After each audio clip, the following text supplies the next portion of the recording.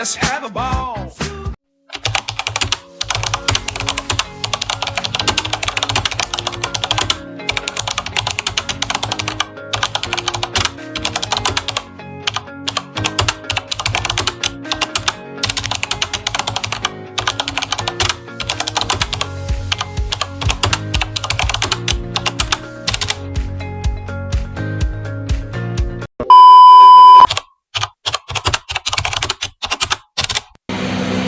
Baik, bismillahirrahmanirrahim. Assalamualaikum warahmatullahi wabarakatuh.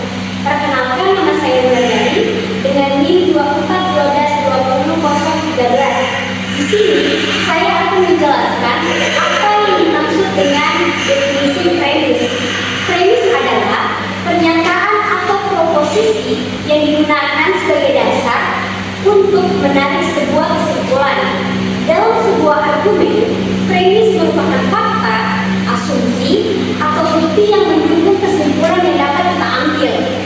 Premis memberikan informasi atau data yang akurat sehingga kesimpulan yang dapat kita ambil memiliki landasan yang logis.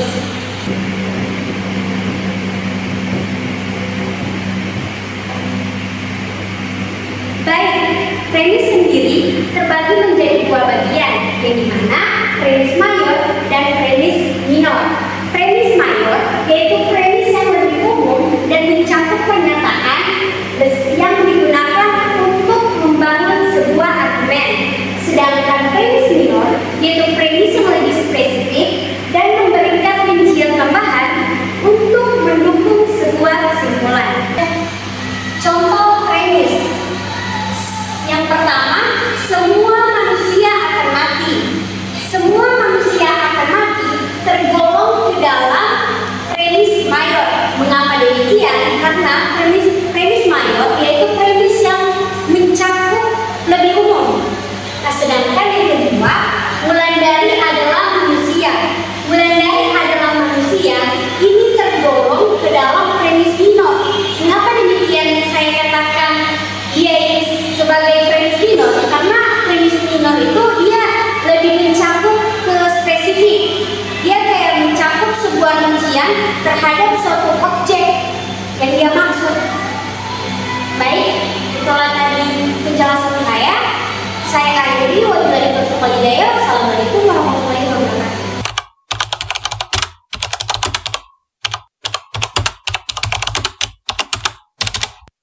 Assalamualaikum warahmatullahi wabarakatuh. Perkenalkan, nama saya Muhammad Fadlan bin Hamke dengan NIM 241220010. Baik, saya di sini akan menjelaskan materi tentang definisi argumen.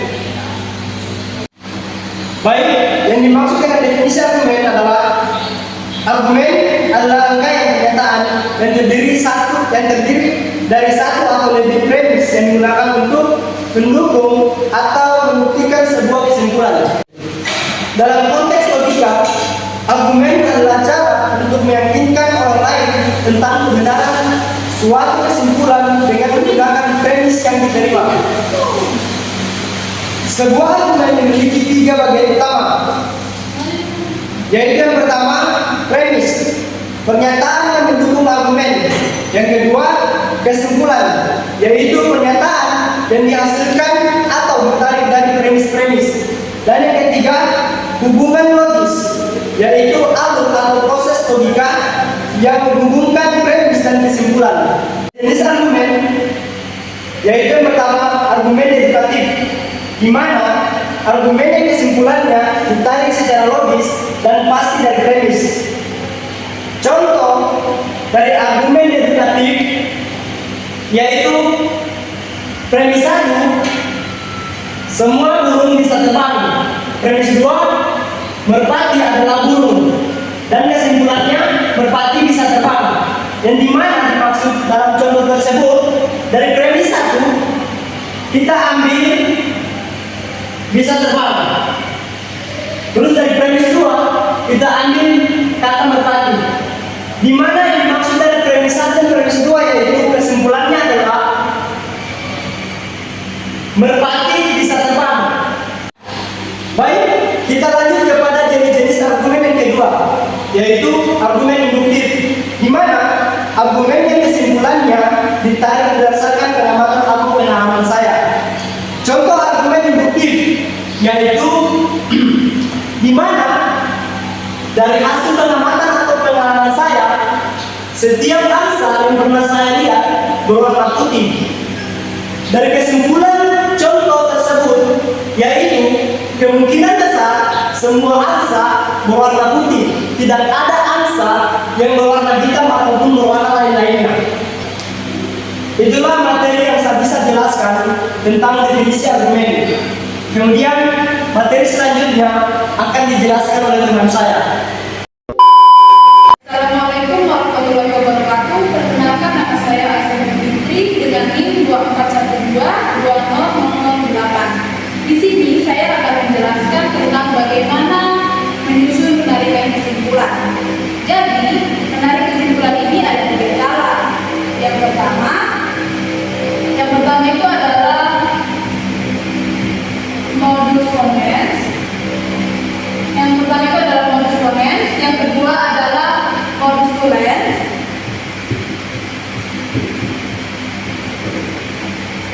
Dan yang ketiga adalah modus silogisme.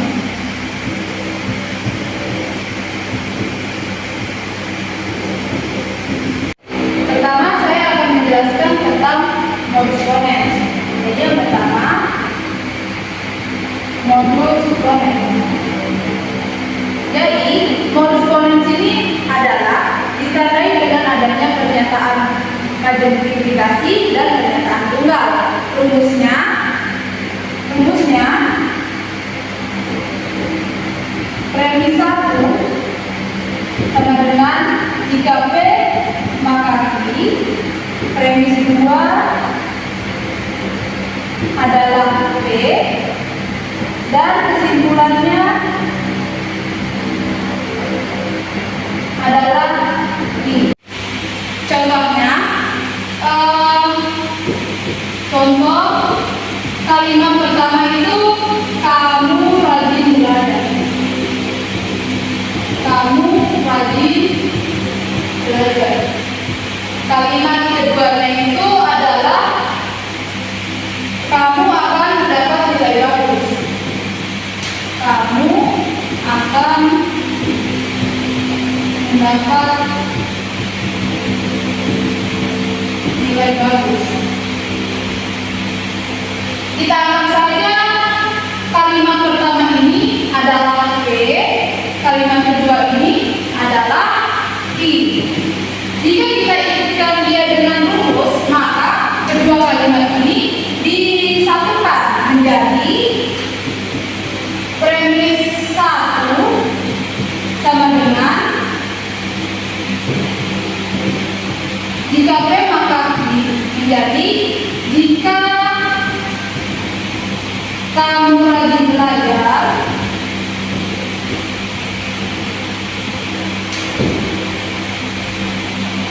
maka kamu akan mendapat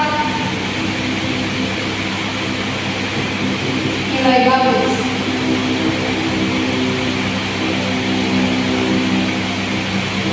Kemudian rumusnya yang kedua adalah premis 2 adalah P. Premis 2 adalah P.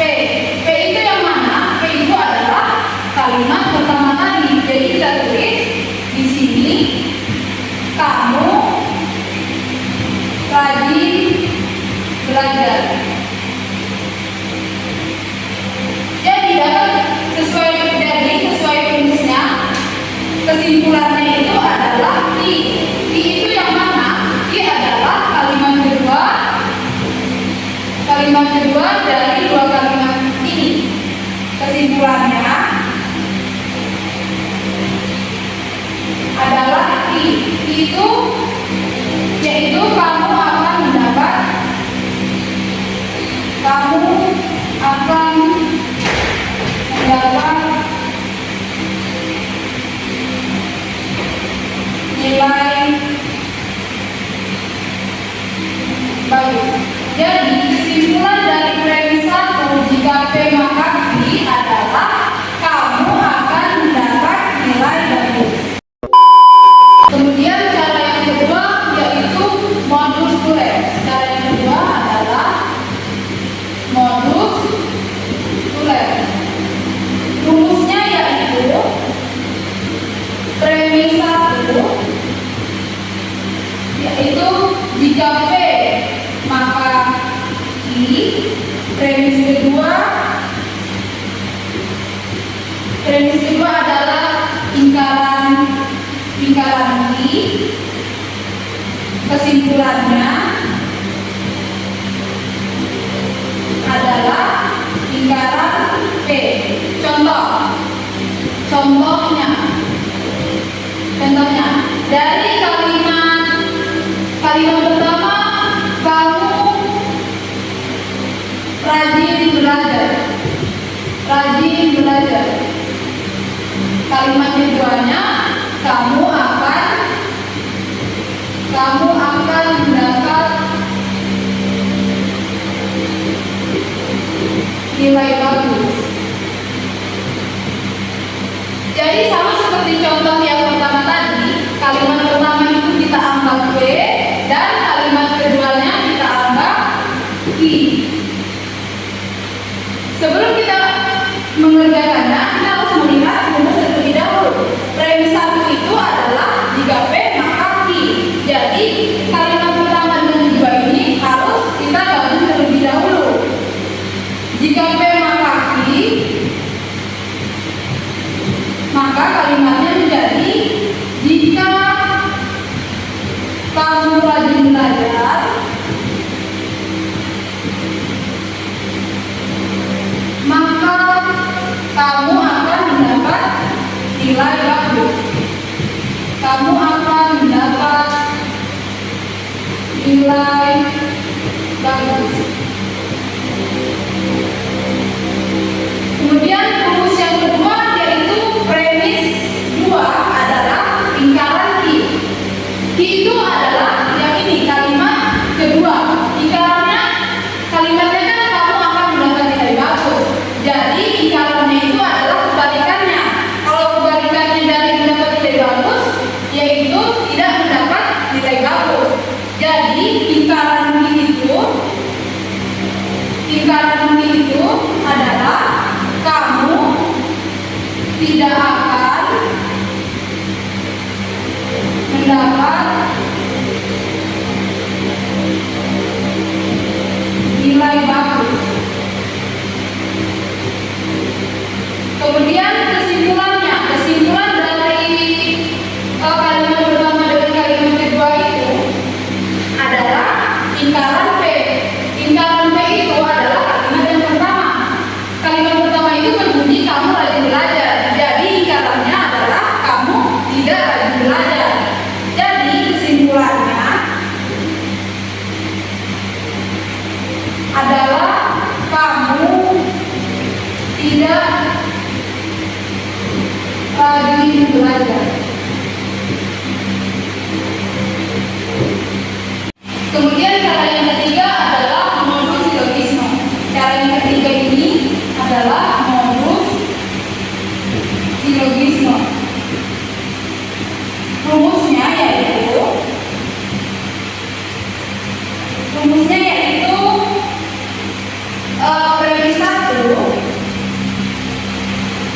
premis 1 adalah jika P maka I. Premis kedua jika I maka R. Dan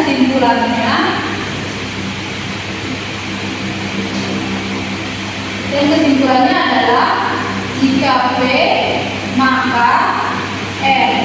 Contohnya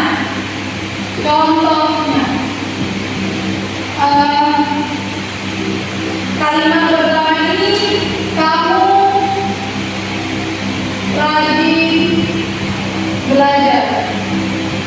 Kalimat kedua kamu akan mendapat